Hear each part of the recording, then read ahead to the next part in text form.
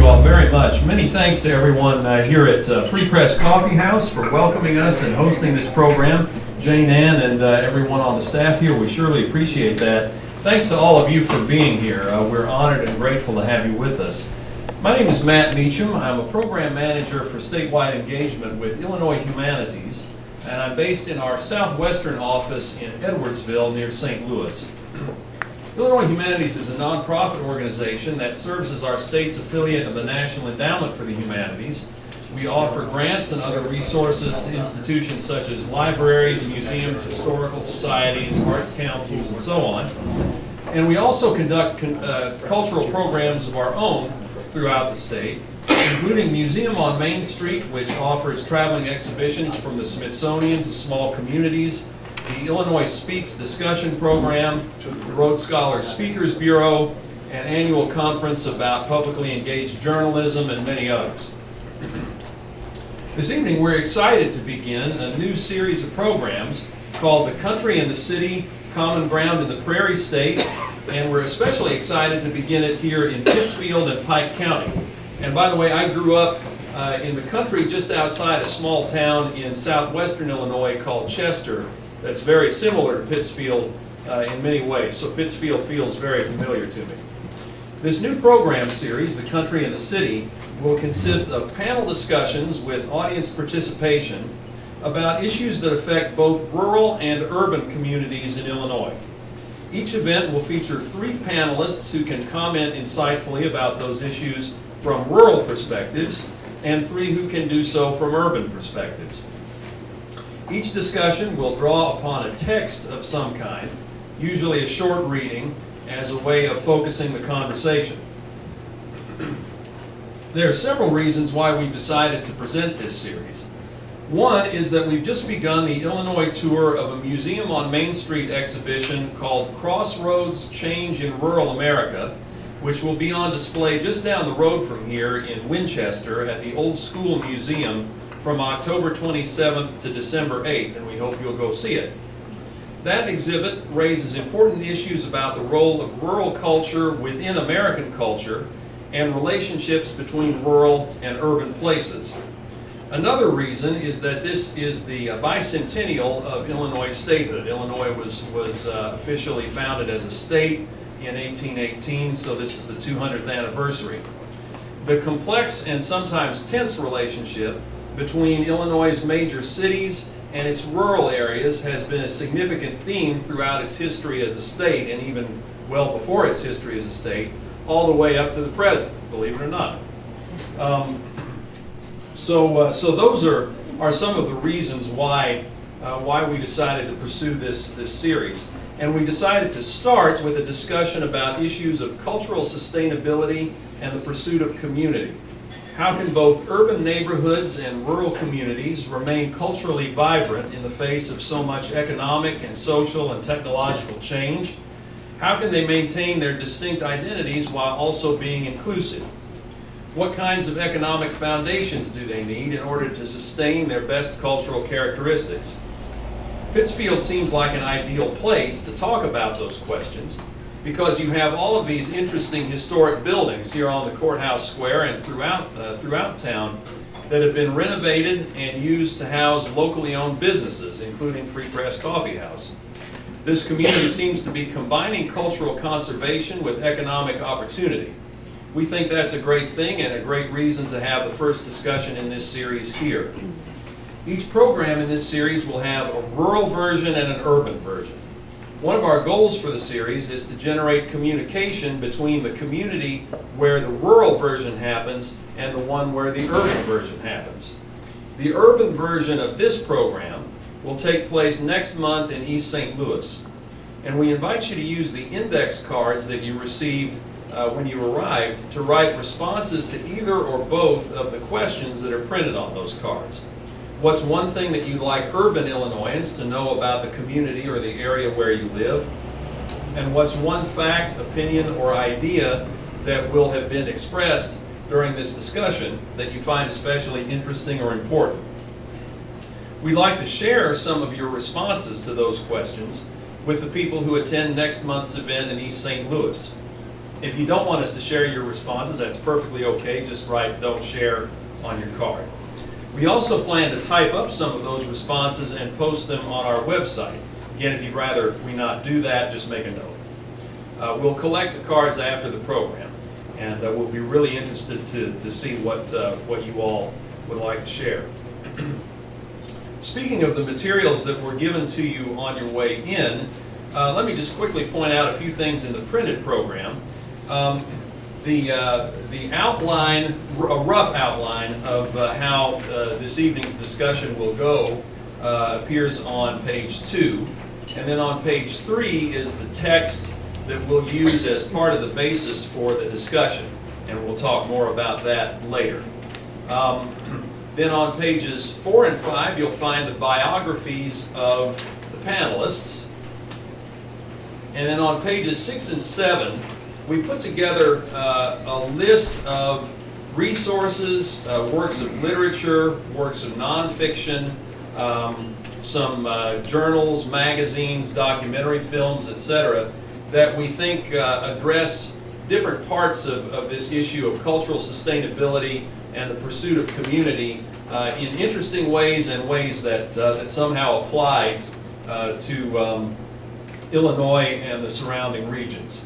And then lastly, in the printed program, there's a listing of some upcoming events that Illinois Humanities has happening around the state, including some Illinois bicentennial themed programming and the Illinois tour of Crossroads Change in Rural America, the Smithsonian traveling exhibit that I mentioned earlier.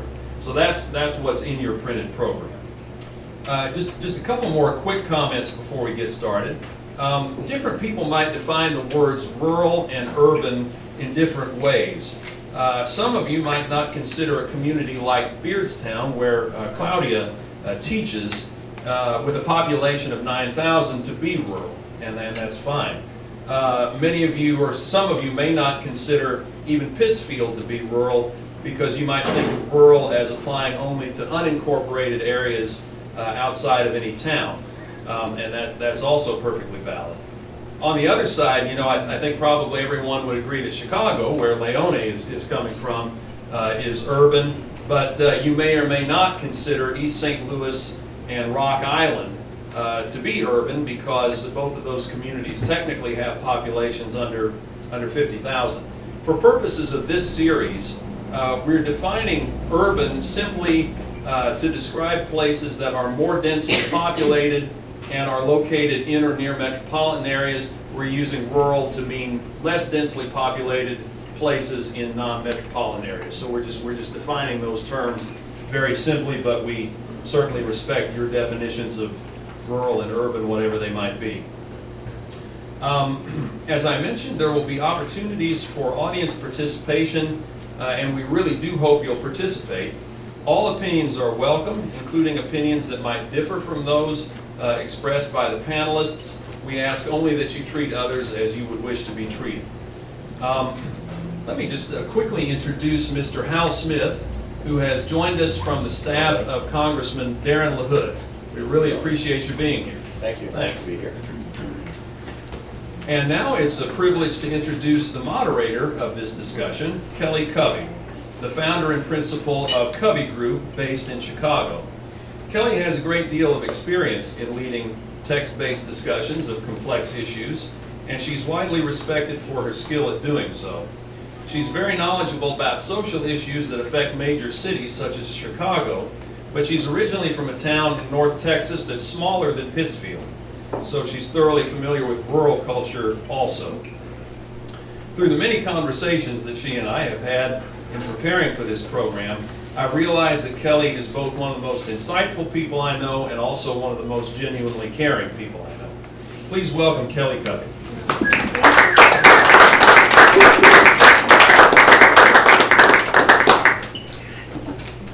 Bob, I don't want to be on top of you. Well, first of all, it's a pleasure to be here, so I just want to say thank you for all turning out and coming. Is this working? Okay.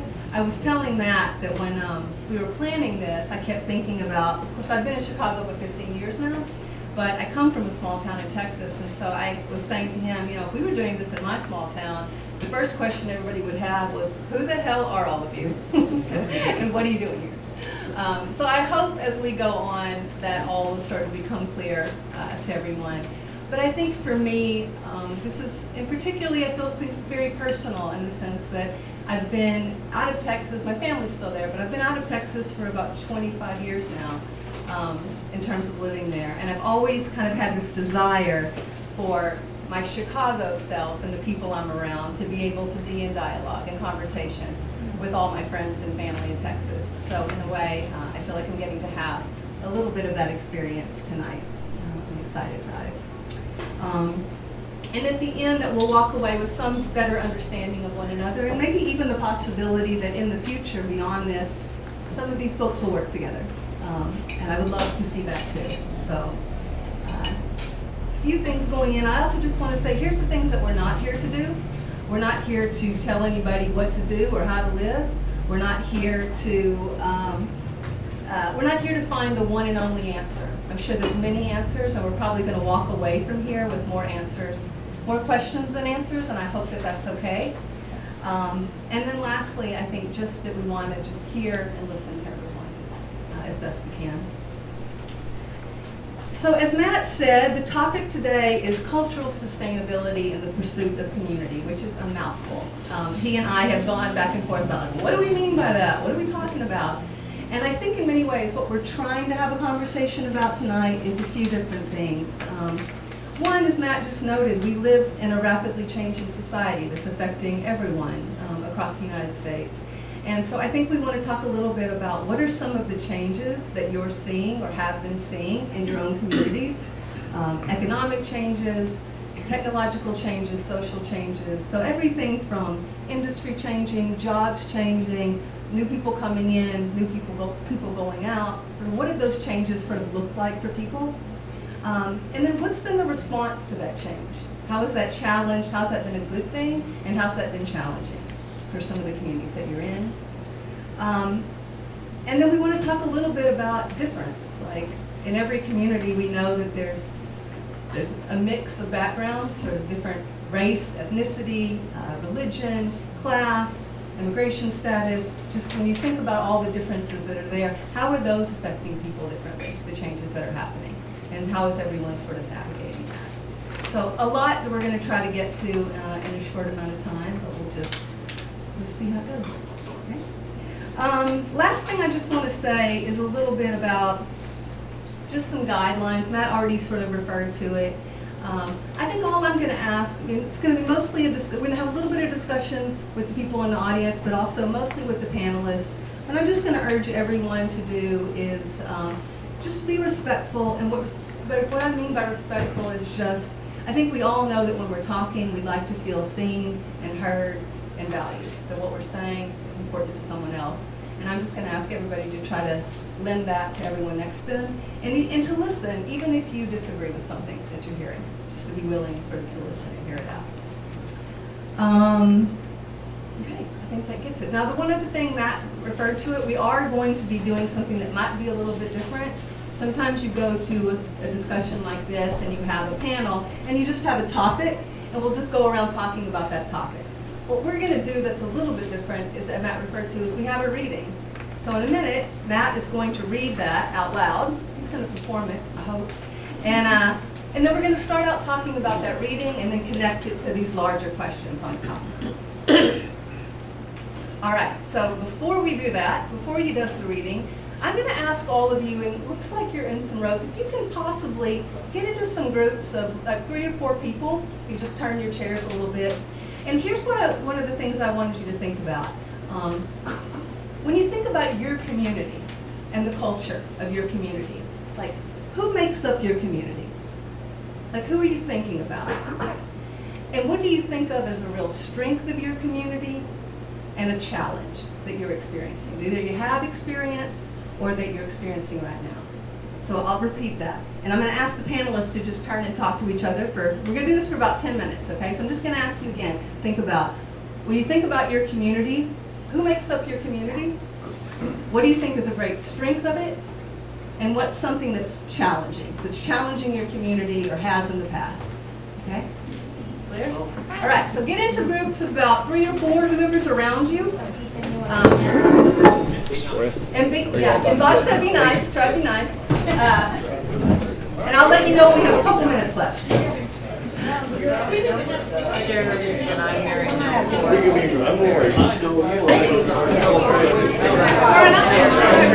bring us all back together. Sorry for interrupting. I know, right? Okay, so thank you for taking a few minutes just to talk to each other and think about that. I'm going to ask you just to hold that in mind, this idea of how you're thinking about your community, some of the strengths and the challenges that you face, as we start to talk about this reading. So let's move to that next, and then we'll get into it. I think it's on page 3 if you want to follow along in your program. Oh. Is that right? We want him to perform. Yeah, I set him up for it. Oh, sorry, we're snagged on something there. Are we? There we go. Okay. This text comes from a book called Dispatches from the Muck Dog Gazette, a mostly affectionate account of a small town's fight to survive by Bill Kaufman. And it's mostly autobiographical. It's kind of a memoir that Kaufman wrote after he returned to his hometown in western New York after having been away and lived in several other places around the country for, I think, 10 or 15 years. So he grew up there and then moved back there when he was, I believe, in his late 30s, early 40s, something like that. In John Gardner's novel, The Sunlight Dialogues, a bearded wild man is arrested for painting love in the middle of Oak Street in the sleepy western New York city of Batavia. He is jailed, he escapes, he is gunned down. The disturber of the peace is revealed to be Taggart Hodge, a local boy gone loco, a wandering son who returned to clue Batavians in to the mysteries of existence. Poor Tag, he was a century and a half too late. A blue-collar enclave surrounded by fertile black muck with its rows of onions and potatoes and corn, Batavia was a friendly little city, like one of Vachel Lindsay's prairie towns, but with more ethnic spice. The English and the Scots and the Germans coexisted uneasily with the Irish, and at century's dawn came a polyglot influx of Poles and Italians. But progress came and washed my town away. In the heady morn of the post-war world, Kitty Carlisle's boy toy, Governor Thomas E. Dewey, the pride of Owasso, Michigan, but resident of New York City or its overspill, as our governors always are, determined to build his own Erie Canal, and the New York State Thruway was born. Hundreds of miles of farmland were stolen by Albany, for the greater good, of course. This state-of-the-art roadway would link us with New York City, 400 short miles away. Think of the benefits. Across upstate, countless locally owned and owner-operated businesses were bankrupted. Drivers stuck to the thruway and ate the tasteless chain fare. Our city fathers rushed headlong into urban renewal, whereby the federal government paid Batavia to knock down its past. The mansions of the founders, sandstone churches, the brick shops, all of it. Batavia tore out, literally, its 5-block heart and filled the cavity with a ghastly mall, a dull gray sprawling oasis in a desert of unused parking spaces. The mall was a colossal failure. Built in the aptly named brutalist style, it is used in urban planning texts as a case study in disaster. But it succeeded in destroying the last vestiges of our home-run economy. J.C. Penney and Wendy's were in, the Dipson Theater and the Dagwood were out. As the Chamber of Commerce might put it in one of those Newspeak brochures, Batavia had entered the global economy.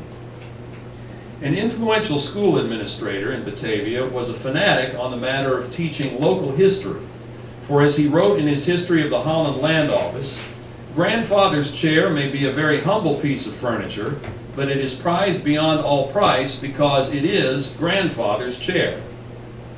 If Batavia and upstate New York and western Kansas and the upper peninsula of Michigan and the Florida Panhandle and your home, wherever it is, are to remain distinct entities and not mere waddles on a homogeneous continental blob, then we must remember this. Like my heroes, old men who refuse to learn the metric system, wizened Spencers who instead of whining about their osteoporosis write and self-publish books about the grain merchants and farm wives and country doctors who built their towns, we have it within our power to nurture 1,001 little regional revivals. Like the old paper, rock, scissors game, one handful of dirt trumps an entire globe. Or so I tell myself. Every Main Street and Oak Street and Elm Street deserves its own record, its own poem, and the lack thereof is not the fault of David Geffen or Rupert Murdoch, however loathsome these men and their playthings may be. Kansas realist Ed Howe understood that in every town there is material for the great American novel so long expected, but no one appears to write it. The tools of our regeneration are at our feet if we just take a minute to look down. Art, although potentially universal in significance, is always more or less local in inception, as Grant Wood wrote. The colossi of globalism, Disney, the UN, Time Warner, are impregnable against conventional weapons anyway. So we must preserve our homes, our streets, our Batavias with acts of recovery, restoration, and resurrection. The seed, the prayer, our only prayer, is love. Which brings us back to John Gardner's Taggart Hodge. American regionalists face a daunting task, but one thing we must believe. Taggart Hodge was right. Love is the answer. Scrawl it across a highway near you. Thank you, Matt. All right, so we're going to start out by trying to talk and make a little bit of sense of this reading and then make some connections from that. So this first question is going to go to the panel, and whoever might want to try at answering it. So first I just want to ask, just when you think about the reading itself, how would you describe sort of what is happening in there? Like what are some of the changes that have happened in this town of Batavia, and how does the narrator seem to feel about them?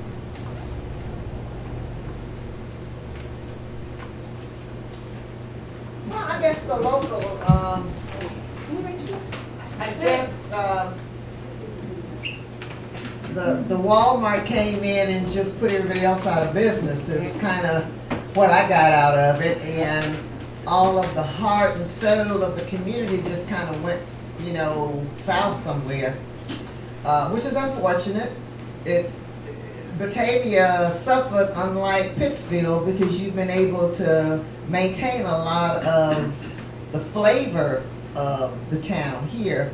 In Batavia and in East St. Louis, that did not happen. The concrete thoroughfares around our city has made East St. Louis like a hole in the donut. I mean, if you want to come to East St. Louis, it has to be intentional.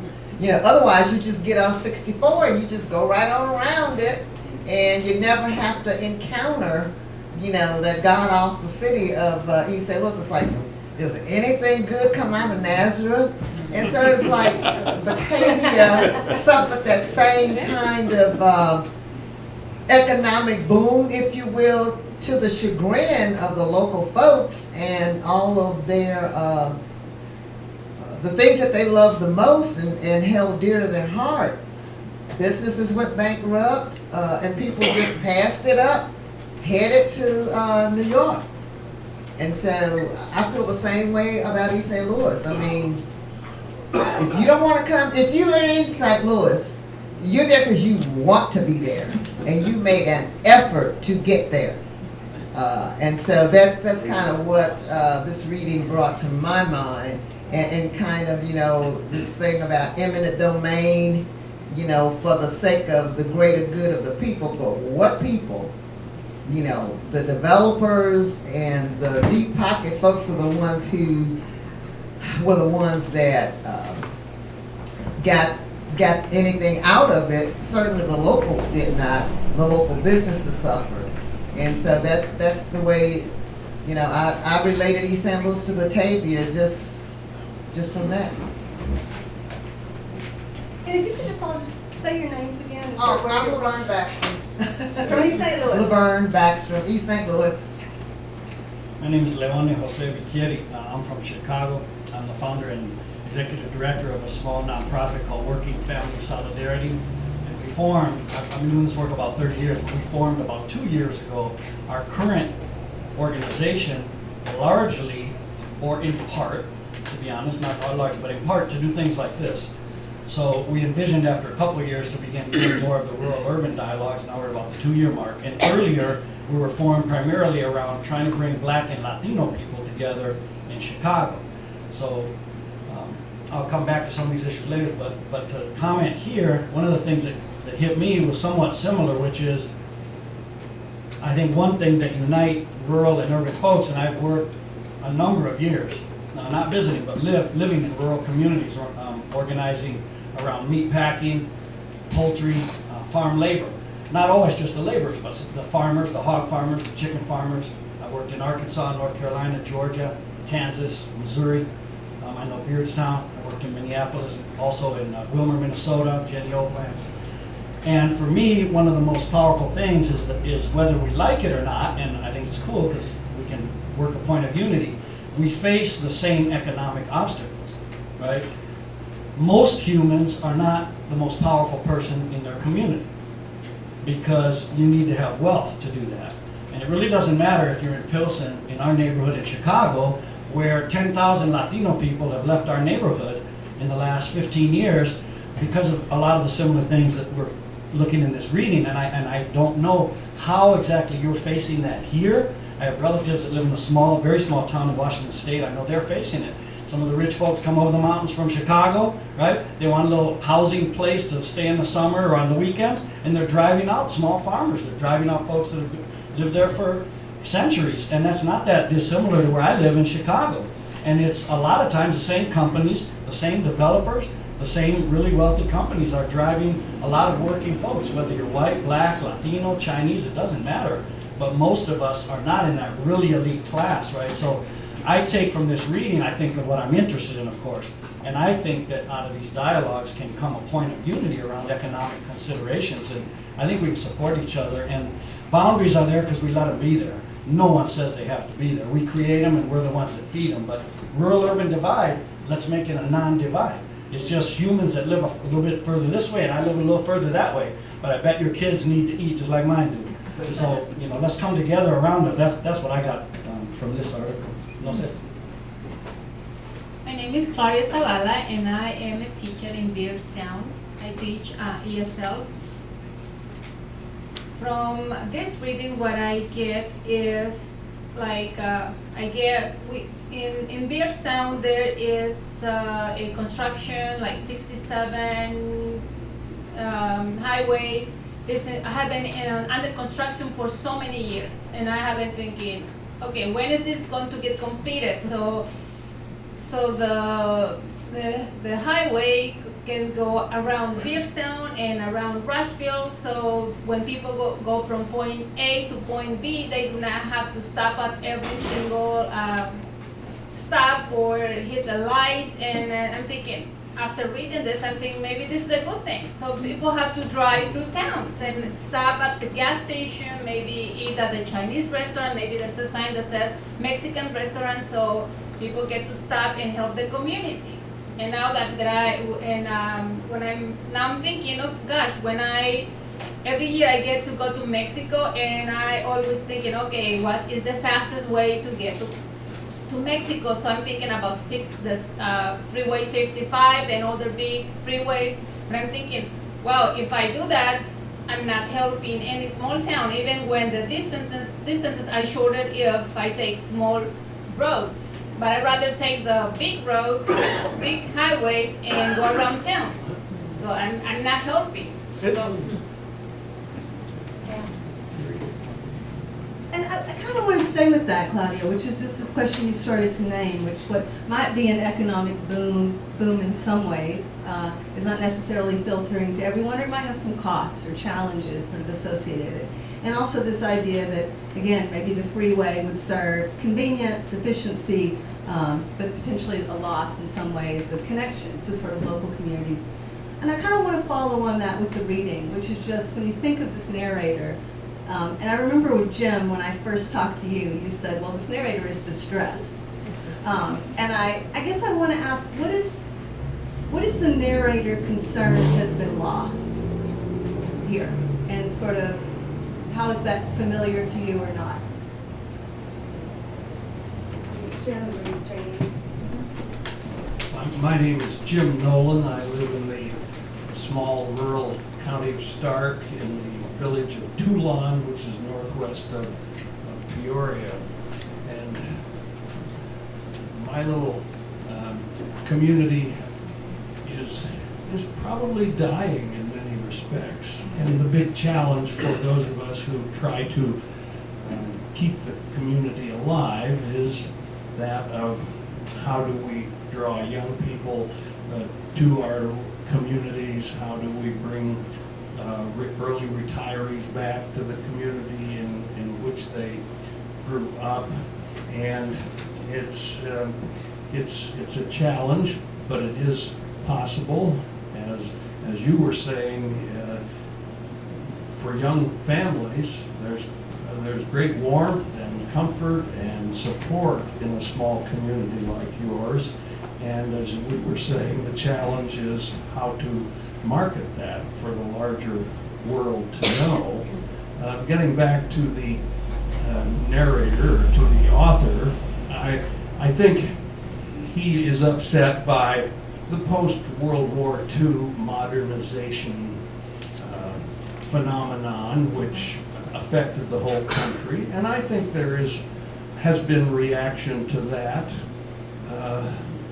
The craft breweries that are popping up all over the country represent a reaction to Budweiser and that kind of huge conglomerate. And in our little towns, I see fine arts groups coming together to celebrate the arts of the community. Yes, the narrator is distressed that when he came home, it wasn't as he remembered it. And of course, we always see the past through rose-colored glasses, and we have to keep that in mind. But I think he's well taken, and I'll close with this, by challenging us all to find that creative spark within us that represents our singularity, our difference, and then a desire to communicate that to others and stimulate them to creative differences that make little communities like this with your nice looking square here so attractive. Thank you. I'm Janie Ann Petty, and I live here in Pittsfield, Illinois. So love, and I think you have to love your community. I definitely feel that when I moved here that there was a warmth, and everyone has been so lovely to say such nice things about our community, and that's because it's true. We're very fortunate. Highway 55 right here is well traveled and brings a lot of people through our town. You know, there's a saying here in Pittsfield that all roads lead to Pike County, and that's somewhat true. It's amazing the places that you can go when people say, "Oh, yeah, I know about Pittsfield." But so specifically coming back to this, you know, when I read this, I thought about this downtown. And oh my gosh, if we ripped it out and put a mall here, it would just, I mean, yeah, so that's, I related to it very much just thinking about that and all of the different cultural things that happen here that we all relate to so much and we remember and, Jeannie, can I just ask Yes. you, when you said that, when you Sorry. said if we built a mall here, it'd be like, oh, that would be horrible. And I guess I want to get that, what would be horrible? What is the loss there that the narrator's feeling and that you think sorry. would happen? The loss of history, the loss of, there's so many people in our lobby. We have some pictures of the square from maybe the 50s or 60s. Help me if I'm wrong there. So many people that visit us that look at those pictures and say, oh, I remember when that was there. I remember when that was there. I remember when that was there. And the buildings may not have the same purpose, but the majority of them are there, and that connection with your community through just the town square and the buildings is very significant. Yeah. Yeah, well, that's good. Vincent, jump in? Well, like many other small cities, I come from Rock Island, and as Jim mentioned, it's a declining population. At one time, we had the agricultural factories there, and we've lost some of those. Our population has decreased from, at one time, 50,000. Now we're down to 39,000, and could be declining. There's that struggle between the developers, as somebody pointed out, and also with the increasing number of lower income people who live in the community. I was talking to Claudia earlier about the schools. Most of the public schools have, the majority of the kids come from lower income families. And so you have private schools, you have religious schools, you have, we don't have charter school yet, but those are taking up, dividing the school population. But that also shows there's a division between the lower income folks in the town and those with higher incomes. I was checking in Pittsfield, the poverty level is somewhere near 17% compared to the national level of 12%. So who are these folks? Do we recognize them? Are they the folks who are on food stamps? Are they the ones who need housing vouchers so that they can keep paying high rents? But I'm encouraged with what the little time that I've spent here and reading the paper is that people like Jane and her husband have done a tremendous job of trying to convince those who are in power or those who make the decisions that some of these buildings are worth saving. In our city, we're having a struggle with those that have make the decision makers whether we ought to be able to save the courthouse. They're against preserving the courthouse.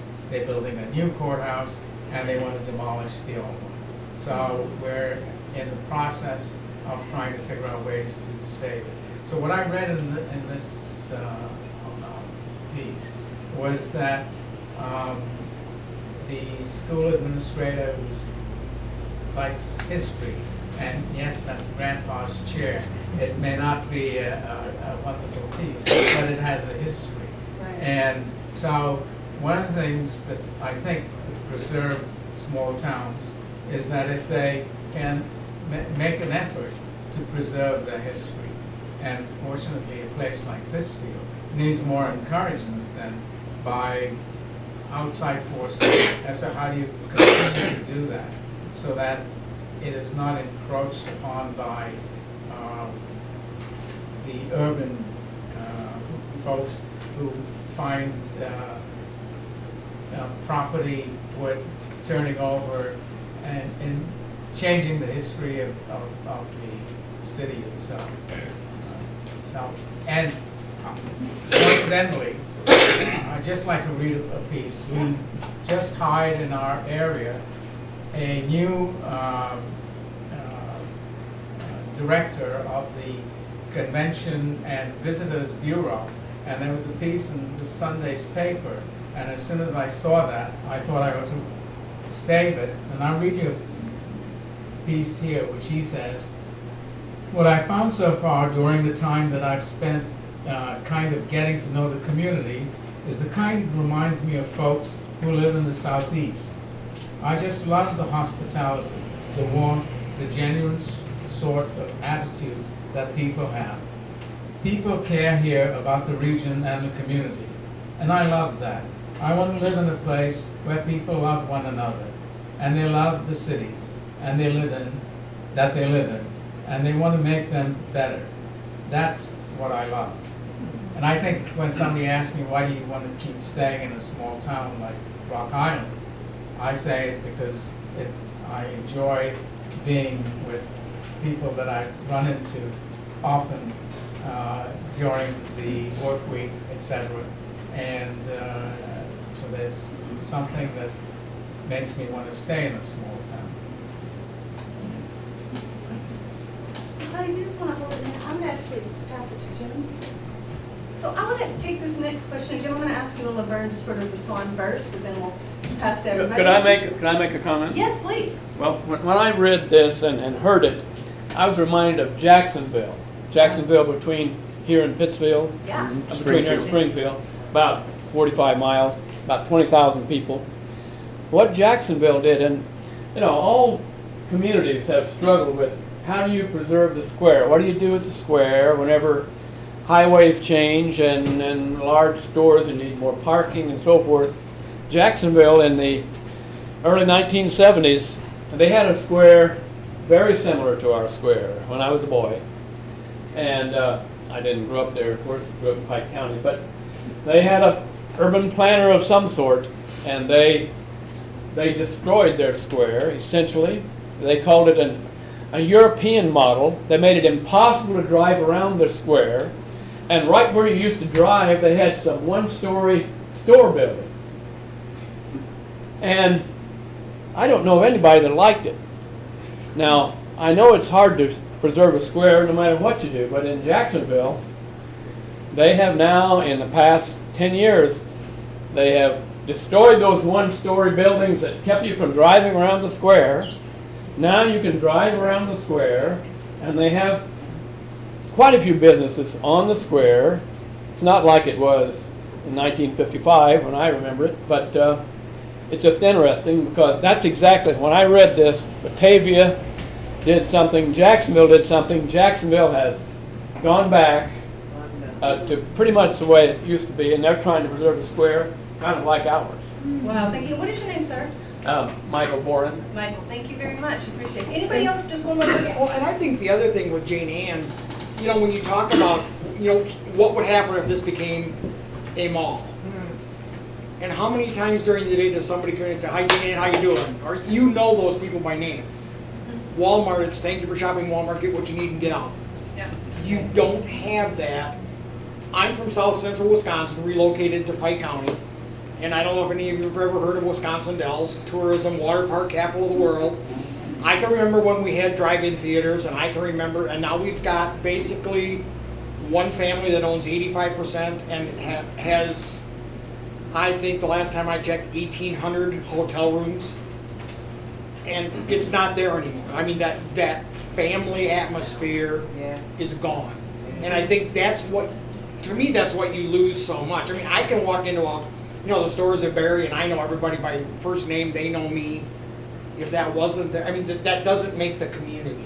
Yes. You know, by having people just say, yeah. And like in some of those cases, it's thank you for shopping, get what you need, and check yourself out. I mean, we don't even have a checkout. So it's not, You know, it's like they don't have a self-checkout, come on. so it's not just about the economics of it, it's also about the relationships Exactly. and community and knowing one another Exactly. aspect of it. Yes. Yeah, well, I think it is mostly about the relationships. On the other hand, we have a Walmart, and we have a Farm and Home, and we have a McDonald's. And when those stores, especially Walmart, when Walmart came in here, there were lots of hissing and, oh, Walmart's going to destroy Pittsfield. It has had a negative impact on some of our local businesses. We have empty spaces now on the square that used to be department stores and five and dime stores and so forth that are no longer here. but Walmart's out there. But since moving back here to Pittsfield, what I've discovered is that Walmart and Farm and Home and McDonald's are now our local stores. Even though ownership is not local, they hire local people, and so when you go into Walmart, you see the same folks there, you talk to them, they're, you know, and so. And it keeps them from going to Quincy and Springfield to shop. Yeah, Our and residents. so it's not I don't know that it's an either or. I think we have to figure out how to coexist. It's an adjustment. So I'm gonna get one more person in, and then I'm gonna turn us back to the Okay, panel. just Yeah. two other examples, one from a larger community. By the way, my mother and dad were from Clarksville, Louisiana. I grew up in Springfield, so I've driven this route my entire life. I love it, still love to come back to all the fall festivals, and anytime I get a chance to be here, I want to be here. Springfield, though, where I grew up, and my office, by the way, for Congressman Hood's right downtown, near the square in Springfield. Were it not for that old state capitol where Lincoln served and did so many famous things, that downtown will be dried up too, and they're trying to create a new identity downtown as well. And one-way streets has not helped them either. So they're trying to figure that part out. But I've watched also in the 70s, White Oaks Mall expand there. By the way, many people from Pittsfield would love to come to Springfield to shop at that, but three of their four anchors have now left that mall. There's tremendous economic activity around the mall. So there's a new synergy center in a way that sort of moved from downtown to the mall to the western region and the northeastern part of town, a corridor out on Dirksen Parkway. So it's kind of interesting. People are probably more jobs than there may have been when they were downtown, but downtowns, to be successful today, have to sort of create a new identity and create a personality and make themselves attractive. Obed and Isaac's there in Springfield, a microbrewery that's just doing tremendous business downtown. And the wineries out in the countryside that are developing, those are great personality builders. Places like this. Also, then just one last thing. Oh, also Litchfield, by the way. Litchfield used to be on the corridor between Chicago and St. Louis. Route 66 went right through the center of town. And when they built 55 out on, 3 miles outside of downtown, that town nearly died. Now they just continue to grow out to that. They've got economic activity going on right toward that highway. They're continuing to try to feed off that highway to make it helpful to them. But the last thing I'd say is that preserving these structures like this, by the way, and it's a beautiful place, the Watson House, everything here, beautiful. And I ran the Abraham Lincoln National Heritage Area during the bicentennial for Lincoln's birth, so I visited so many of these communities. They're so important to our history, and they're beautiful, and they're unbelievable. Last year in the tax reform legislation, we nearly lost historic tax credits. They've been diminished some, but Darren fought extremely hard to try to preserve that 20% tax credit you can for historic preservation for structures like this.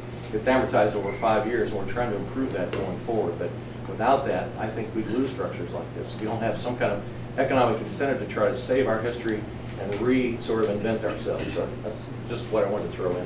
Yeah, wonderful. And just a thanks to all of you for really starting the conversation, which I think is what I want to try to get back to the panel to get at, which is just this question of when these changes happen, what are some good things about it or strengths of it that you're trying to balance, but also some potential costs of that. Yeah, Jenny, do you want? I did want to respond. On the historic tax credit side, Jonas, you should probably, those are things that we're always interested in. It's significant to what we do. On the Springfield side of things, my coffee shop over there, I partner with a lot of people doing a lot of things downtown. And the downtown is the community down there, and the culture has changed so much. Dramatic. And I think it is somewhat about culture, and it's about creating a culture of creativity almost, so that you can market yourselves well to other people and survive. In Pittsfield, for what it's worth, we do have that opportunity. I think that we really do. I don't know, that's the creativity side is really what I wanted to talk about. So, Yeah, lovely. Yeah, and I guess to play devil's advocate for just a minute, the upside, I guess, to all of these concrete thoroughfares around our cities means that commerce can get to and from faster. Trucks can get the products that folks need from point A to point B without taking as long. And so I guess there is an upside to creating these expressways and thoroughfares because I think we still know that a lot of what we need to survive every day is brought to us through the trucking industry. I mean, the rails, it used to be the rails back in the 60s, but that kind of diminished. And now truckers, are our livelihood. They bring our goods to us and take our goods from one point to the other point. So I guess the upside to all of this development, quote, end quote, is that we can get products faster than we used to. And so if there is an upside, maybe that might be one thing that is an upside to all of these highways and thoroughfares that take us around our beloved cities and what we know and love. Well, Leverne, since you've got the mic, let's just stay with you for a second. This is a question I want to ask everybody, but I'm going to start with you and Jim, which is that just that you tell us a little bit when you think of East St. Louis, like who's making up the community there? And then I guess when you think about some change, can you just tell us a few changes that are happening? And also, what do you see as the sort of great strength and challenges that are happening in your community? And we're trying to get everybody in, so move briefly. Well, I think one thing about East St. Louis, over the years, we've had a reputation of being one of the most educated cities that there is in terms of the amount of folks that live there and the number of people who hold degrees above bachelor's degree, percentage-wise. And there have been a lot of studies in that vein. And so we're a well-educated city, it seems, but unfortunately, when the economics of the factories started to decline and folks started to move out of East St. Louis, it left us with about 9.8% folks who are property owners and pay taxes. And so you're talking about, I think my brother over here talked about the lower income and the lower echelon. That's where we find ourselves in East St. Louis right now. We unfortunately are made up pretty much of folks who don't work and who depend on those of us who do work to subsist. And that's a real drain on the city. And so that's why we have all of these high, ungodly tax. Our taxes are higher percentage-wise, yet the property values are so low. Unfortunately, in 2006, when the tornado came through East St. Louis, it took the roof off of the house that I live in, and it's a two-story house in the Olivet Park neighborhood, which is the historic part of the city. It took $150,000 to put the roof back on my house, but I could only get $100,000 in insurance on the house. So it's that kind of disparity that we find ourselves in, and yet the town has managed to hold on in spite of. I think we just have to do a better job of educating and raising the consciousness of the folks that we do have. And getting them to understand that, like Ms. Dunham did, just because you're in the ghetto doesn't mean you have to be ghetto. And so that was the message that she brought to East St. Louis. And I think her legacy is yet to be realized in the city of East St. Louis, in that the arts and the culture can be an economic step up for the community and can be an economic boost to the community. And I think once East St. Louis learns that lesson and starts to capitalize on that, we're going to continue to flounder like we're doing. But I think once we learn that lesson and start to capitalize on it, then I think we will start to make that turn and turn the corner and start to go back the other way. I came to East St. Louis in 1960 when there were about close to 90,000 people in the city. The third largest railway switching in the nation. You had all kind of industry, because of highways going around East St. Louis and the fact that tax credits were not being offered for businesses to come into East St. Louis, businesses left and they were not replaced. And so that took the economic base almost down to zero. And that's what's been hurting our town. And so until we can figure out a way to bring that base back up, then we're going to continue to suffer, and we're going to continue to be mostly dependent families, folks that don't work, and folks that don't own property, and folks that don't pay taxes. And that puts a real drain on those of us who have tried to stay course. And that's partially the result of lost jobs and Exactly. And then, of course, the white flight of the 60s didn't help any. People were like, why am I beating this dead horse? I'm just going to get out.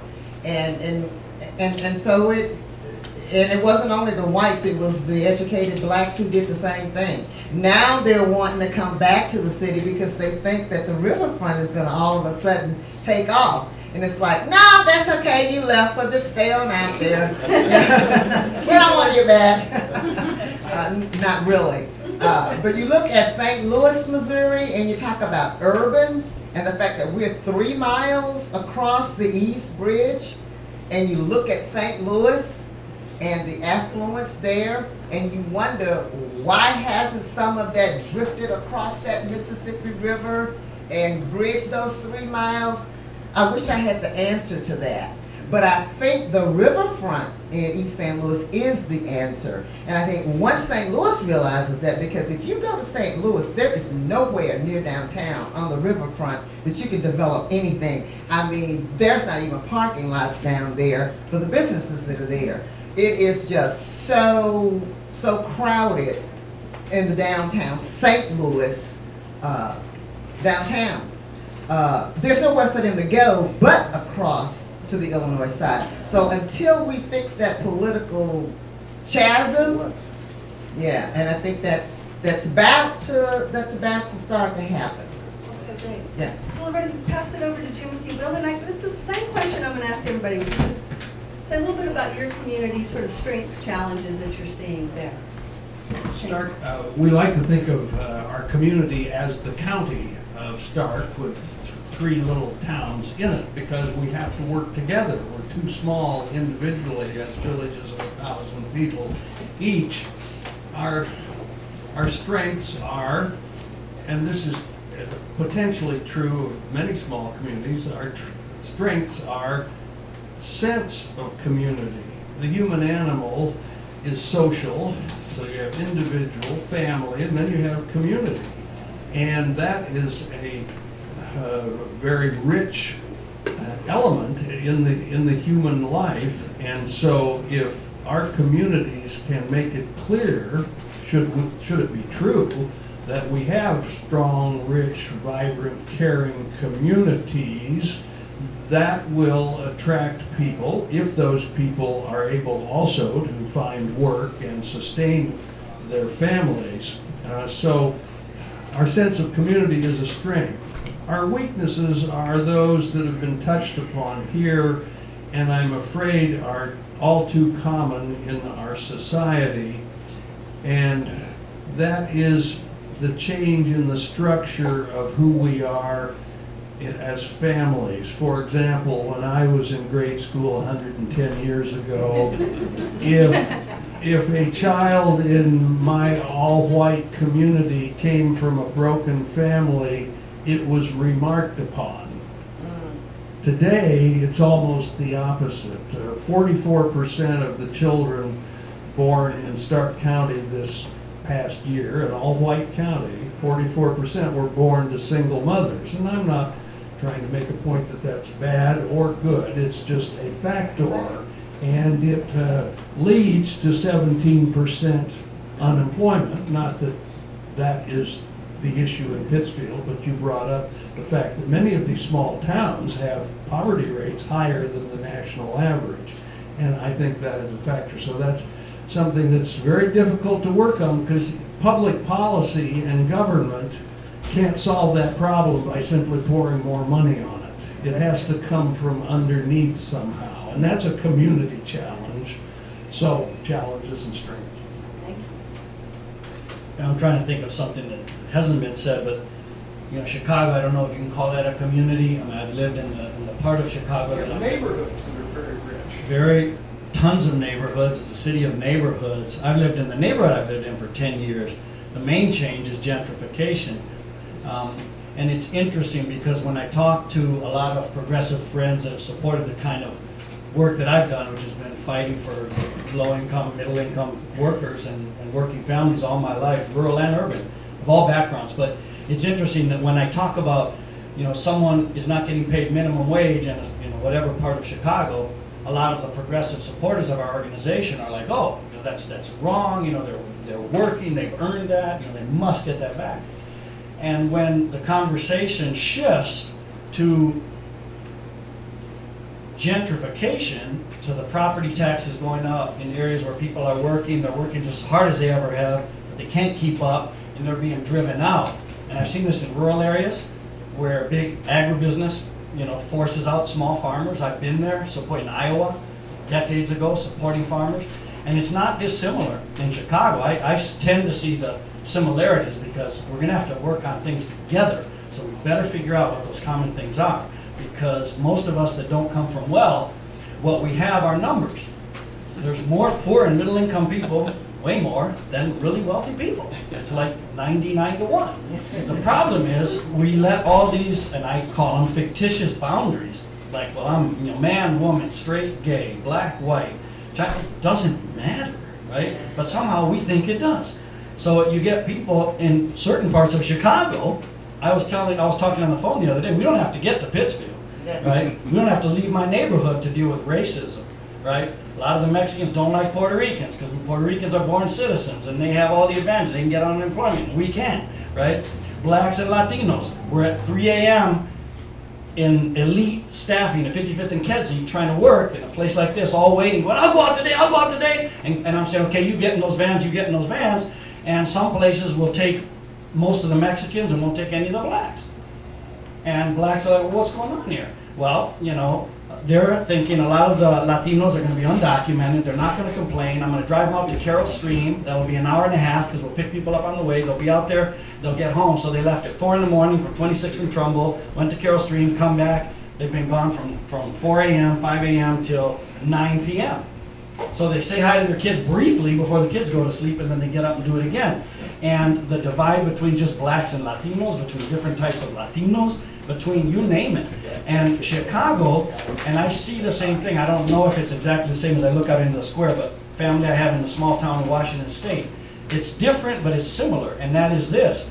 Chicago, there are many people in Chicago with wealth who want to turn it into a playground for rich people. Not a community, right? Not a community. And it's not that different than a smaller area, it's just bigger.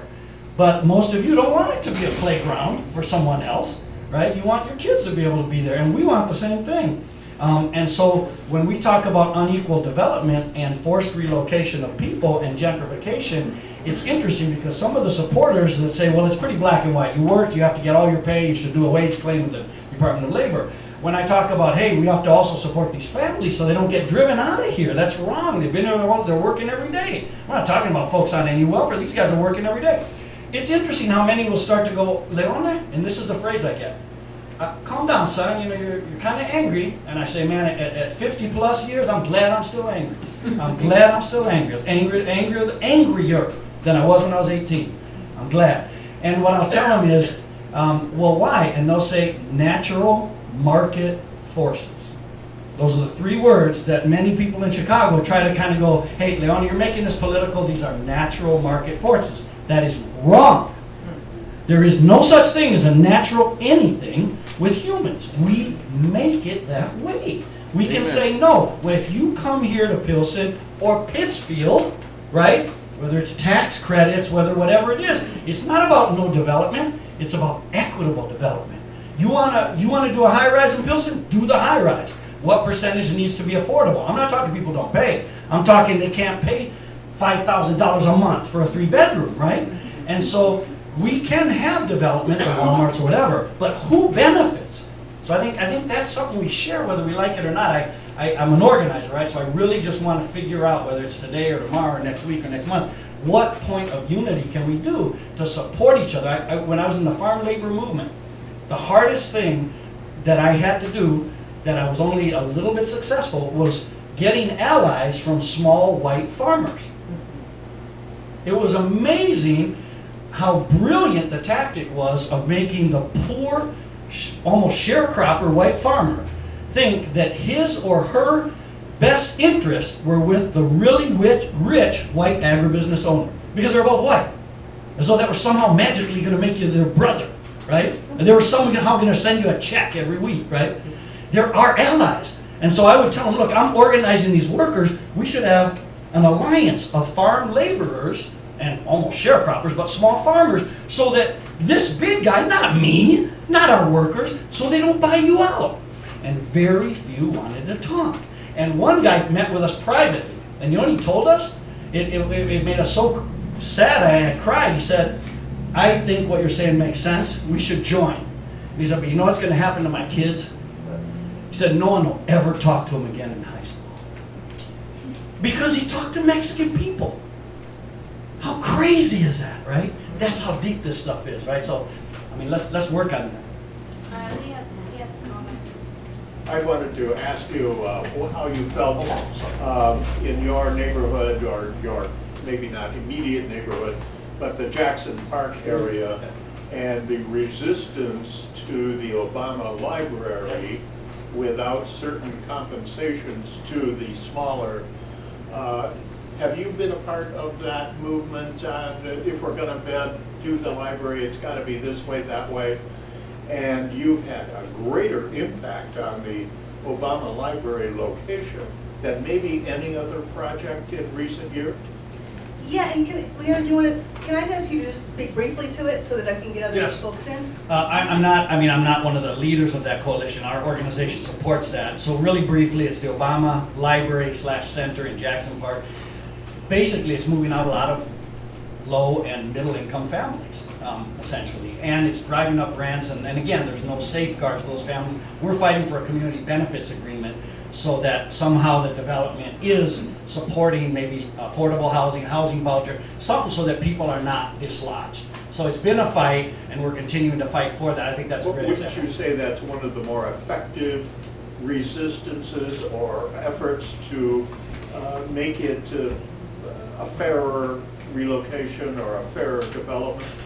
Yes, I think it has. But then Tiger Woods is going to do a golf course down there too. Yeah, it's been really effective. The last thing I'll say, about 215,000 African Americans have been forced out of Chicago in the last 10 to 15 years by the destruction of public housing. An agreement the city made to rebuild all of those units, and it's rebuilt like 5% in the last 15 years. So unfortunately, that's what we're facing. And I want to get Claudia and the rest in, but I want to return to this question of who's benefiting from these changes, who's benefiting the most and the least.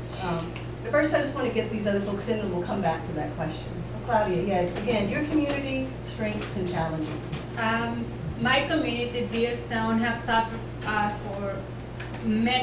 suffered many changes since 1987. It was Oscar Myers, and then it was sold to Excel, and from having one company and another, like the wage per hour went $2 per hour less.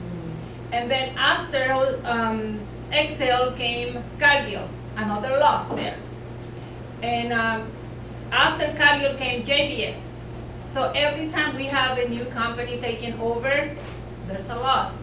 And also, JBS has expanded in the facility in town, and it brought a lot of immigrants for so many years. And now, in my town grew from going maybe from 6,000 to 10,000 maybe in 10 years. And that was a big impact in our community, in our school district. And I think my community is kind of the opposite of what we are talking here, because we have had good changes. We have a very diverse town, many languages are spoken, and we have services in different languages. And Claudia, you have French, English, and Spanish? my students speak French, English, and Spanish.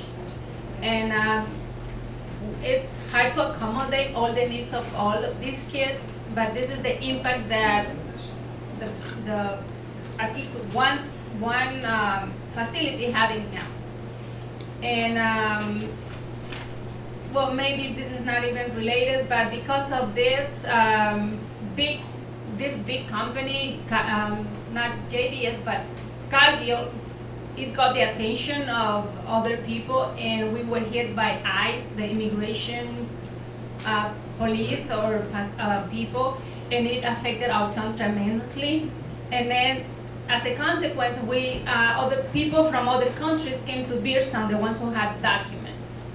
Because in my case, when I first worked in Excel back in 1995, I was fired because I didn't have any documents. So that's, yes, it was a small town, a small business, and then it got bigger, it brought more people. The bigger the company was, the more people we had in town, and the houses are packed. We need new houses. But I do not know if there's any project about development. So that is my community. Thank you. Some of the strengths in our community, I would say, is that just like Leone, we've been able to organize around issues.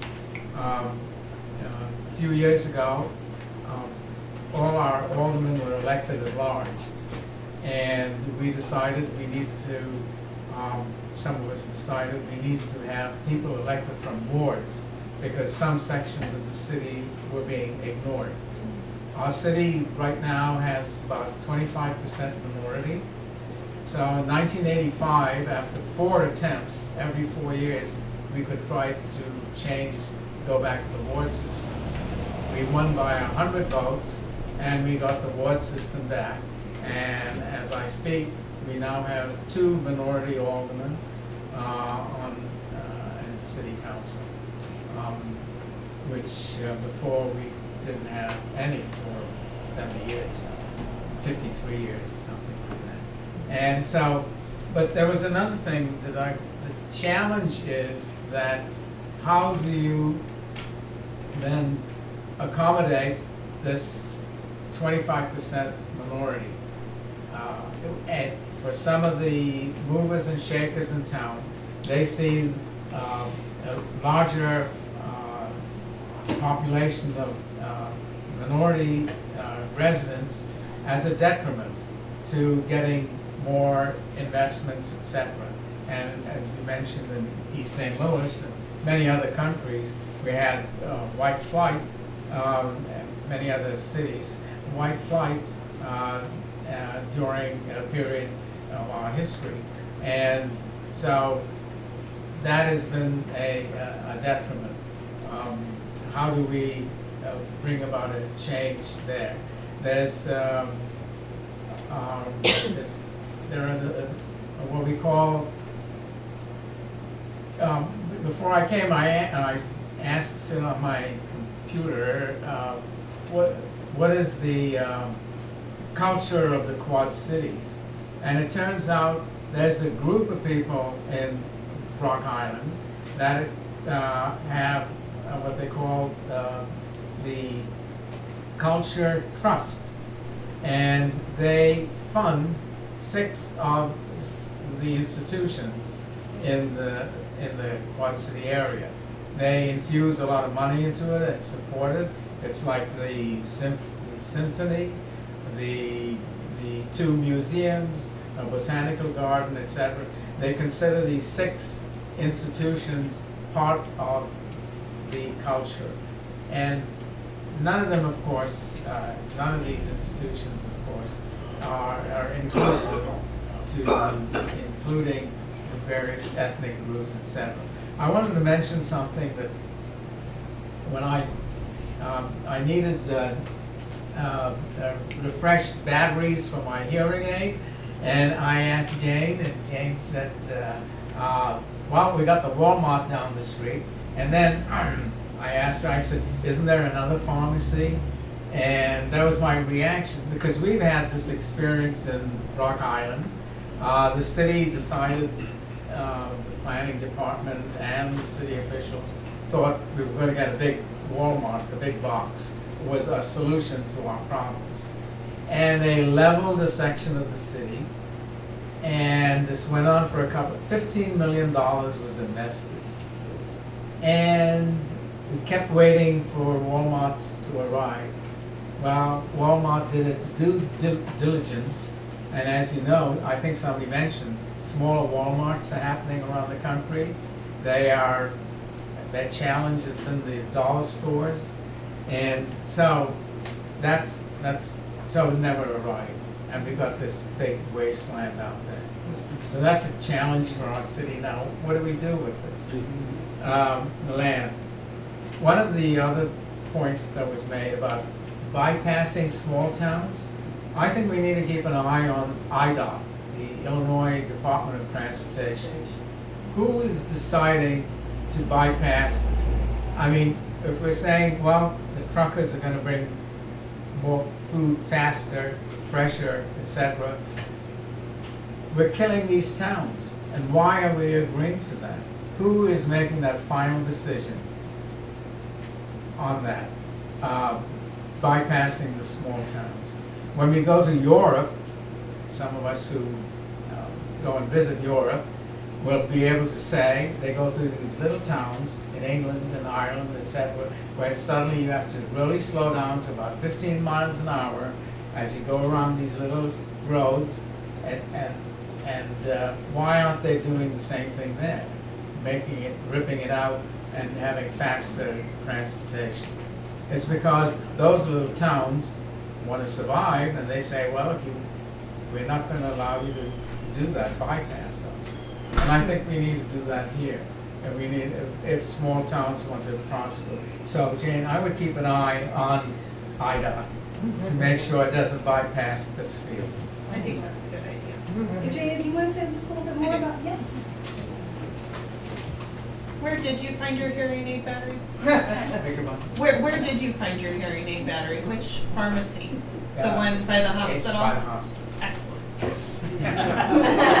Supporting local business, That's there you go. Right, Excellent. right. Yeah. It was the last pair they had. Oh, that happens sometimes too. It does. So this is an interesting question, right? Because it's my perspective. Yes, of So course. what is my Pittsfield? Yes. There's many facets to it. I mean, it's the people who live here, obviously. So it's our community, and my Pittsfield. I am here most every day when I'm not out of town at the other businesses. So this is my Pittsfield. These are the people that I see every day. And then we also have rental properties. So that's my Pittsfield. My husband and I, we have rentals, and that's a very interesting business in and of itself. Dealing with those issues day in and day out, that's an entirely different. You see a different perspective on your town somewhat from that. It's a very interesting question, because we all have to look at the things from our own perspective, and what do we see? What do we want to see? What do we not want to see? And how do we relate that to, going back to that reading, everybody has an Elm Street, everybody has a Main Street, and it's those individual situations that make it our own. So. Can I add? Sorry. Yeah, going back to your comment about who is who is our community. Who is included in my community when we are composed of Puerto Ricans, Mexicans, Africans, and people from many countries in Latin America. If when immigrants come to to certain towns, we think, oh, we are gonna be here only for a few years until we save some money and we move somewhere else. How do we create a sense of community? And also, we bring our culture, we bring our language, and we bring like the festivities. In my town, we have the Mexican celebration, the Africans have African days, and the rest of the community, they have Fun Fall Festival. And we are not included. I don't feel included. So how do we create a sense of community if we are divided? Thank you. And I want to come back to that question too, but I think maybe this is one way to start to get at it. So what Claudia's talking about, and Leone mentioned this too, but I guess the question, maybe Jenny could start with you, if you're okay. But and again, just given that this is your perspective, of course, for everybody, but this idea, like I often think of my small town, where when I was growing up, we had a very vibrant, thriving kind of downtown. Then it all started to die out. It was almost predominantly lost with the influx of Walmart. That was a big thing in my town. And now there's a regeneration that's kind of happening. I want to talk about that. And so now we have all these businesses in downtown, but they're owned primarily by one family. So there's still, even though there's like the return of this, there's still a huge gap, right, between the sort of What part of Texas were you from? North Central, so near Oklahoma border. Way up there? What Yeah. town? It's called Nocona. No. Nocona. Nocona? Yes. Okay. Home of Nocona boots. Tell you all Okay. the businesses there. Yeah. Nocona boots, Nocona belts, leather goods. So Joyce, I guess the question I want to ask is, who has benefited the most and who has benefited the least from some of these changes? And how is a town, how are your towns kind of navigating who's benefited and who's not benefited? And if you want a minute, please free, like whoever else. Is anyone Yeah, well, ready? Okay. I mean, Yes. who has benefited from the changes in East St. Louis? By far, it has been the developers, the persons who came in and did the huge developments, made the money, and left with very little residual for the folks who are still there. And I guess one way of sort of kind of trying to prevent some of that from happening is for more neighborhood-based development to occur. And it's interesting that I had a conversation this morning before I drove up here with a developer who is part of the new economic revitalization piece that was just passed in Illinois. And East St. Louis got the nod to do a lot of economic development within our city. But the caveat to it is that it needs to be, and it must be driven from the bottom up as opposed to the top down. And I think once we can get a feel for doing it that way so that the people themselves have ownership of the development and get the residuals from the development. I think the other part of that, and I brought this book along, talks about legendary folks who came from East St. Louis. All over the world, literally, the Hutland brothers, the sports people, the Jackie Joyner Curses and the Don Harpers and the Eugene Haynes and Donald McHenrys, you know, all who had roots in East St. Louis, until those folks start to then reinvest in the community that they came from and do some innovative, creative, citizen-based and neighborhood-based kind of development. We're going to continue to have the chasm between the developers who come in, rape your community, take all the dollars, and then move back to Phoenix and Los Angeles and Florida and wherever else they came from. So I think the answer to it is neighborhood revitalization and ownership from the neighborhood up as opposed to from the top down. And so I'm waiting to see the day when, you know, some of these folks who are talked about and who've gone on to stardom and fame start to give back to the community that they came from, and help somebody else, you know, not just pull themselves up by their own bootstraps, but to actually start to fit some boots on some folks' feet, you know, and they can walk up themselves. And so until the Hutlands and the Yandles and the Donald McHenrys and the Brian Coxes, JJK, Jackie Joyner Kersey, is a good example of what can happen. Jackie Joyner Kersey has decided to put something back into the community that made her a star athlete.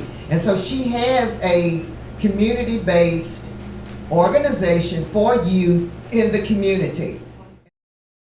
And the principal asked me on the night of graduation, he says, so what are your plans? And I said, I don't know at this time, but I don't plan to come back to East St. Louis. And he dropped his head and he said, I hate to hear you say that.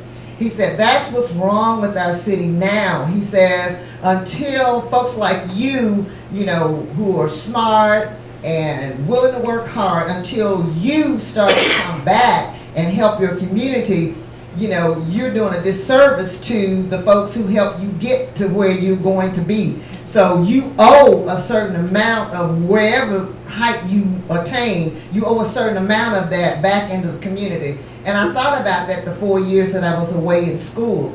And so I decided, really I had ulterior motives, because I had them student loans, and they said, well, if you come back and you teach in an economically depressed neighborhood for 5 years, we'll wipe out your student loan. And I'm like, yeah, I'll come back and teach in East St. Louis. But it kind of resonated with me what William Kobe had said to me the night of graduation. People like you need to come back to the community and bring those skills that you go away and get. You need to bring them back to your community and lift somebody else up, even if it's only one person. I mean, if each one reach one. So that's what brought me back to East St. Louis. I came back so that I could get from under that loan debt of going to school. And then after I got there, I looked at those kids who were sitting in front of me every day, who didn't have a clue that there was a world outside of East St. Louis. You know, I had been fortunate enough to see a little of that world, and so I thought it would be what I should do as a person who had been educated in the East St. Louis public school system, to come back and then give some of that back to those kids who would never even get across the bridge into St. Louis, Missouri. And so that's what brought me back to East St. Louis. So that's a really interesting tactic, the forgiving your student loan. What organization did that? Was it the school? That was the government. A government? That was our federal government. You know, if you borrow from the National Defense Trust at that time, I went to school in 1963. Graduated in 63 from high school. National Defense The National Defense Student Loan. That's how I got through college. My folks didn't have the money, even though they were school teachers. You know, school teachers don't make any money. So they couldn't afford to send me to school. So I had to borrow to get to school. And so in order for the government to get some of their worth back, they gave you that incentive. If you come back and you teach for 5 years in an economically depressed area like Chicago, St. Louis, East St. Louis, Detroit, and some of those kinds of cities, then they'll wipe your loan out. For every year you teach, a percentage of your loan would be forgiven. And so, yeah, that's what I did. Okay, So, as you were talking, it hit me, okay, we're here as urban versus rural. Pike County is largely agricultural base, but we have been, and I'm a bad one to talk about this because I was away in the Air Force for 37 years and then came back, but we have been experiencing sort of a rural brain drain for decades. Students finish high school, go off to college, they go off to pursue their professional careers, and many of them don't come back. And so we have had diminishing population. Now, we don't experience here in Pike County quite the same manifestations of that East St. Louis does. But it still results, you're talking about kids in East St. Louis that have never been away. We have kids in Pike County that have never been out of Pike County, and they are frankly afraid to go anywhere. And so I think that might be a common challenge that whether it's urban or rural, you know, it's an issue. How do we get our kids educated and then have opportunities for them to come back and succeed? Yeah, well, you know, we used to do those student exchanges when I was 13 years old. You know, I went to an all-white town, Shawneeville, Shawneetown, or whatever it was, and I stayed with a white family, went to their church, and talked to their church members about me, you know, what I did, what I had achieved.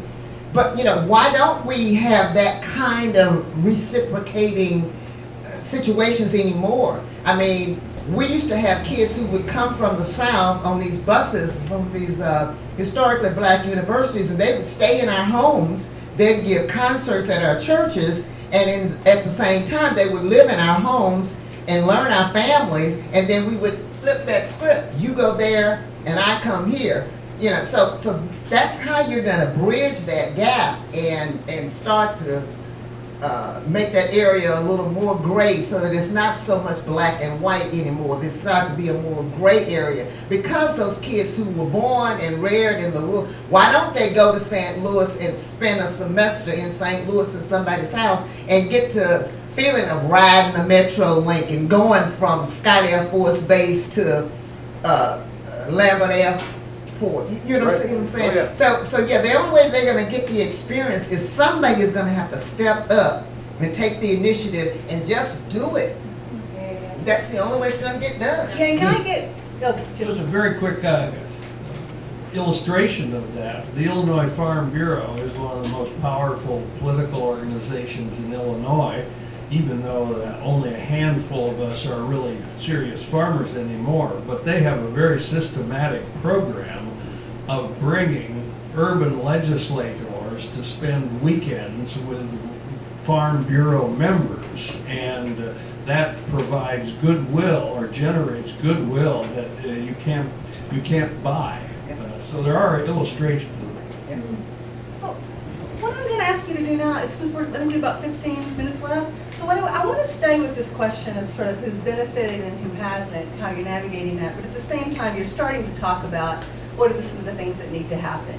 And I kind of want to reference the reading at the very beginning where he talks about regeneration, that we need this idea of regeneration. And he's pointing, at least in his context, he's pointing to art, culture, to things that exist locally in the community. He's talking about grandfather's chair, right? So I guess I want to ask both this question of what does regeneration look like in your community? What are the things that we need to be doing to make that possible? There has been an effort to maintain the opera house in my community. The opera house? The opera house in Beardstown. And they have been fundraisers to fix it and keep the artwork and the pieces of wood that have been there for many, many years. But the thing is, how do we get like teenagers to get interested in going to see those shows? It's like my kids, they rather watch a TV show in Netflix or play computer games instead of going to those shows. Or how do we get people interested in visit the local museum when they can go shopping instead or do something and go to the swimming pool? And there are many people who have been lived in Beardstown many years and they do not know the museum exists. So we actually have people interested. So you have some real efforts happening, but maybe some lack of interest from youth, and also just some people not knowing that these efforts are actually happening. Maybe I think teenagers or young generations, they are not interested anymore. I mean, it's something that is getting lost. Interest in their community, in their history. Maybe that's my perception. Yeah, I would say in our neighborhood and the area the gentleman was talking about, Jackson Park and several neighborhoods in Chicago, mainly Black and Latino. I think it's just survival now. It's just can we stay where we are at the pace we're going? You know, several families every single day just gone. In my neighborhood, 10,000 Latinos have left in the last maybe 15 years, but it's accelerating, and it is the developers, and there's nothing that makes anyone stay. And again, it's this concept that we want this part of Chicago because it's a little bit, you know, it's kind of going from the city center and creeping out, right? And we want to be a little close to the center, not too close, and then, you know, people who have professions and can live there. And so it really is becoming more of a playground for people as opposed to a community. And really, so to preserve our way of life, because for a lot of Mexican people, you know, we take care of our elderly people, right? We take care of our kids, we take care of everyone. But that's really going by the wayside, and most of the folks coming in, it's like development happens in Chicago in stages. So usually you first see students and hipsters, folks who wear a lot of black stuff, usually young white kids, but there can be other kids. And so my friend describes them as the shock troops, right? They start to come in because they're driven out of the University of Illinois Chicago area that's creeping out, and they can't afford those rents. So they come to Pilsen or Humboldt Park, Logan Square, Jackson Park, and then after that, they're sort of used to do their job, and we kind of go, well, I guess it's okay. You know, it's okay to have different people here. Oh, well. But then really, they're gone, and then it's just the straight developers leasing condos. So, you know, we go to look for a house in our neighborhood if we would try to move, and there'll be, and I'm not kidding you because I've done this, and there'll be 4 or 5 developers Sunday in the morning, the first day that house is shown. First day, and it'll be guys with briefcases and nice suits and everything, and there'll be families like waiting, like, well, can we try to make a bid on the house? And I've gone to those and had the developer's agent just walk down the line. When they got to me, my wife and kids, they were like, I just want to know, will you be making a bid on the property today? First day that it's an open house. We're like, we haven't even seen it. And like, I just want to save you time. There's several people in front of you who will be making cash offers. These are big, hundreds of thousands of dollars. And that'll be done probably by tomorrow, Monday, and it'll all be closed out. And we're like, and I kid you not, they told us, but if you want to look at the house, there's some cookies and there's some juice and stuff, and you can kind of go in and look at the house. And then you leave, but you're no longer welcome, and that's your community, right, where people have been for generations. So I think for us, it's just, if we can stay, that's the preservation. So I think, again, as an organizer, I go back to the P word that we never like to talk about, but it's the only useful word to talk about, power. If we don't have power, it's over, right? And power does not mean violence and hurting other people. We're used to seeing people do that, so then we don't want to have power. We don't have to hurt anyone. It's just that right now we don't have the power to say, Mr. or Miss Developer, please don't push me and my wife and kids out. We haven't done anything wrong. We work hard every day, right? We make this economy go. Why do we have to move? And until we kind of go, yeah, why do they have to move, right? Why do you guys have to move? We have to ask that question, because right now, it's natural market forces. That's life, Leone. Calm down. So I'm not calming down. So, and you guys don't either, okay?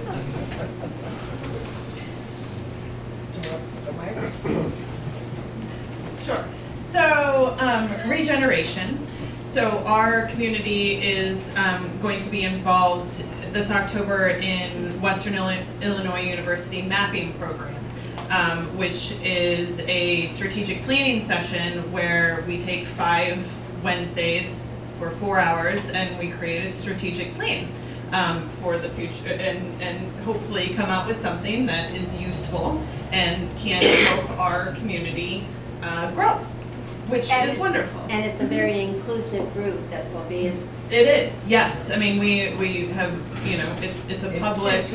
Yes, it's a public thing. So that's something that we're doing for regeneration. Yeah, very. I mean, you know, I'm excited. Jane, you might mention yes. the CEO program too for the young kids. The CEO program, yeah. So Pike CEO program, and they take juniors and seniors. Am I correct? Right, from all the schools in the county. From all of the schools in the county, and they develop the business plan, and they make products, and very encouraging to come back here and do those things and show them how they can be relevant within this community.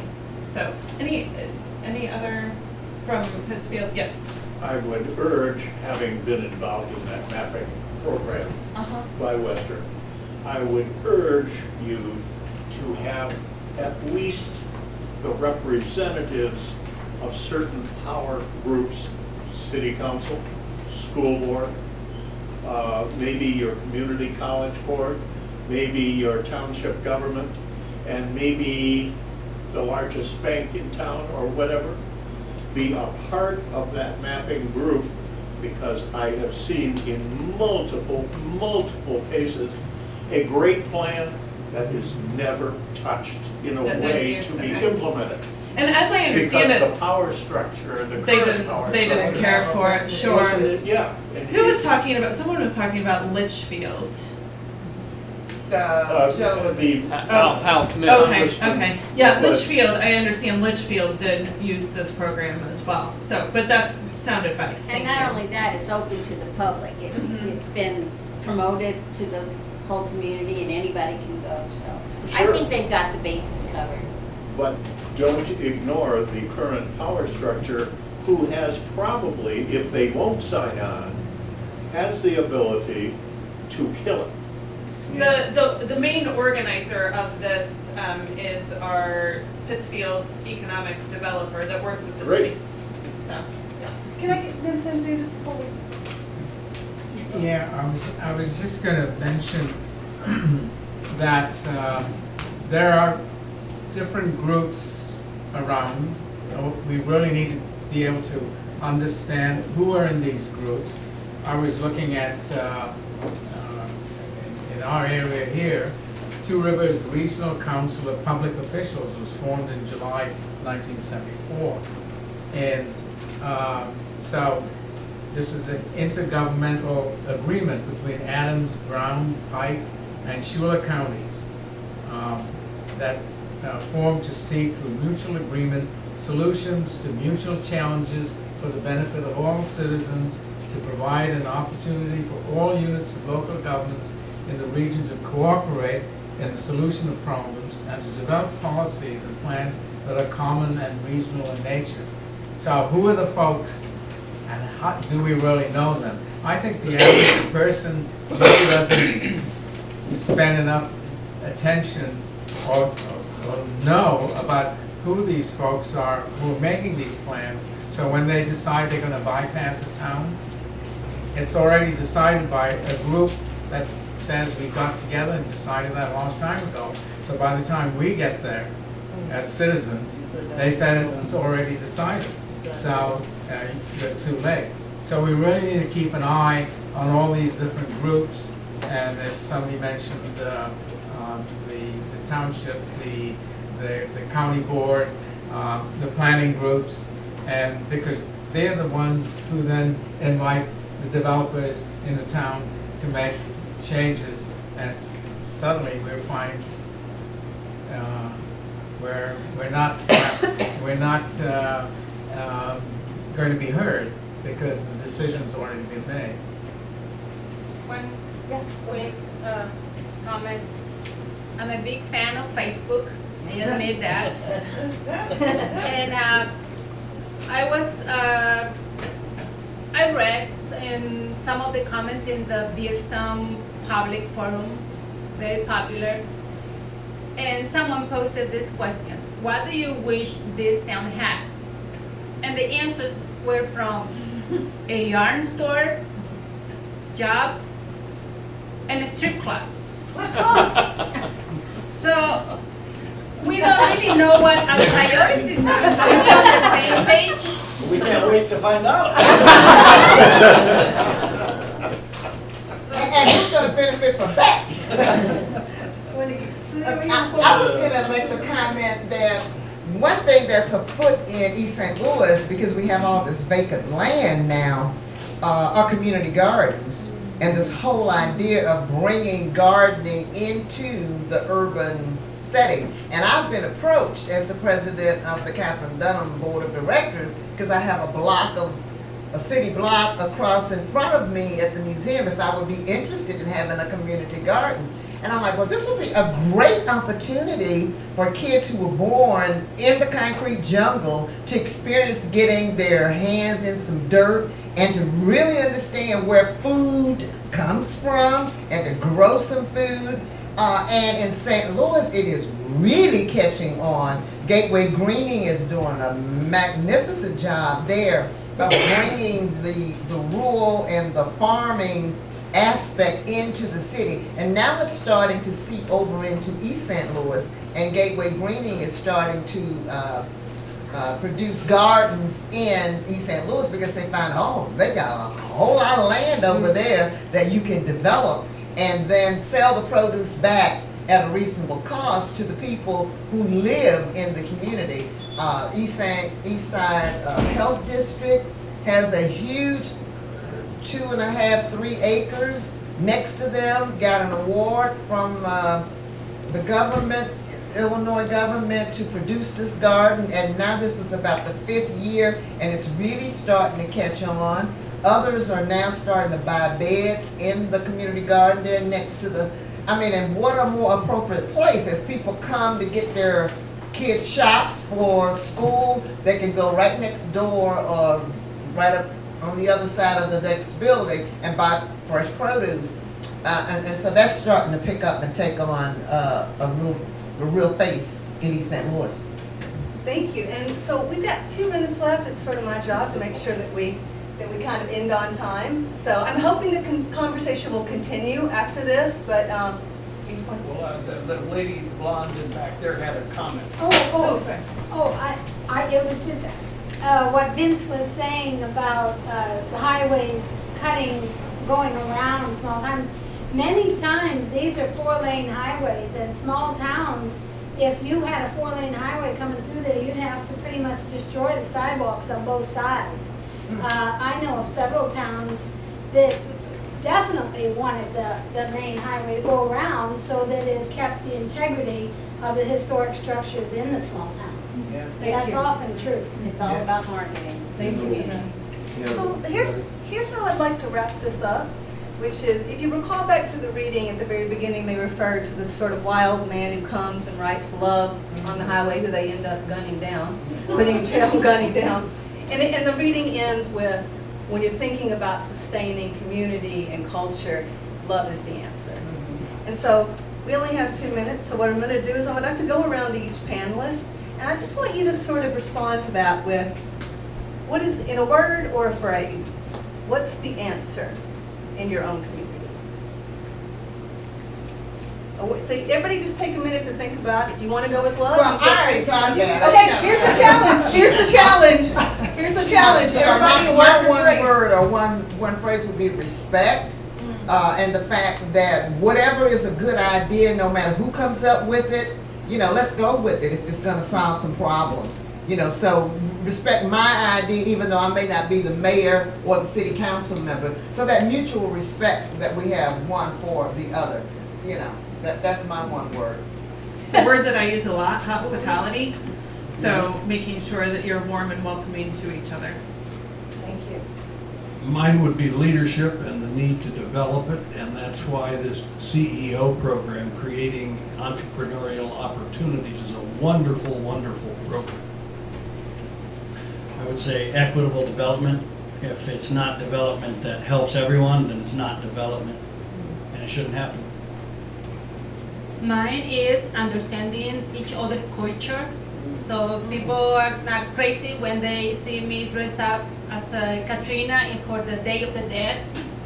I look like a skeleton, and people keep saying, "What is she dressed like that?" Well, I'm celebrating Day of the Dead. I'm kind of different, so I want you to accept who I am, so I can accept who you are. Yeah.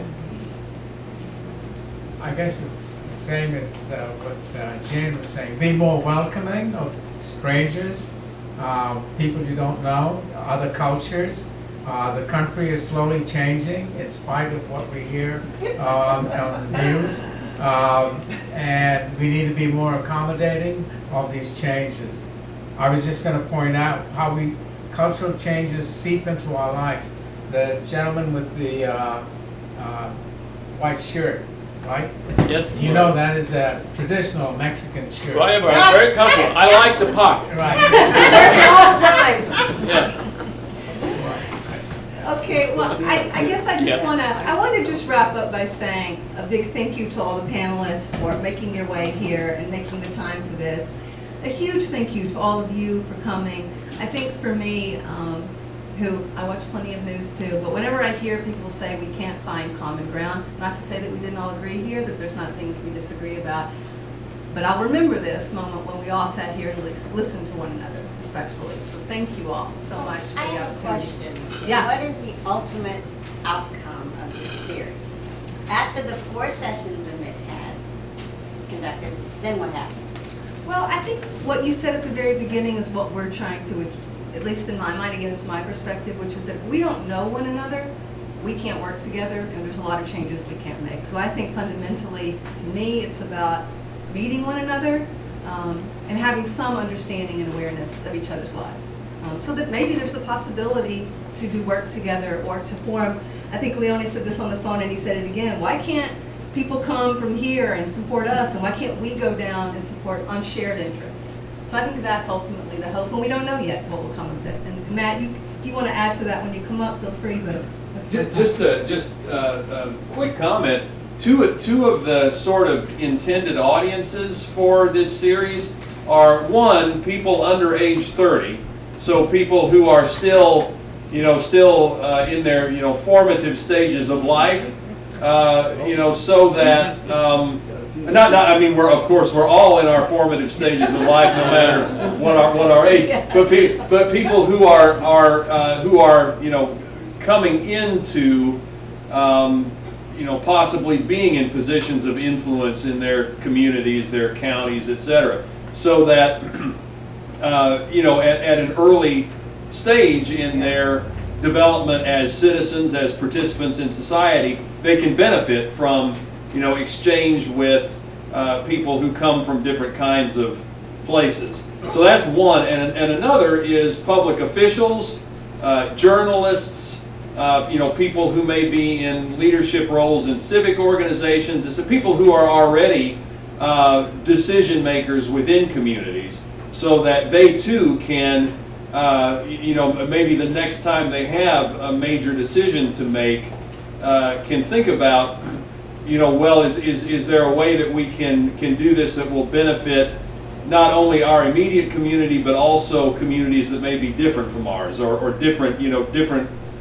smaller communities within our larger community, etc. So that's I think that's part of our goal.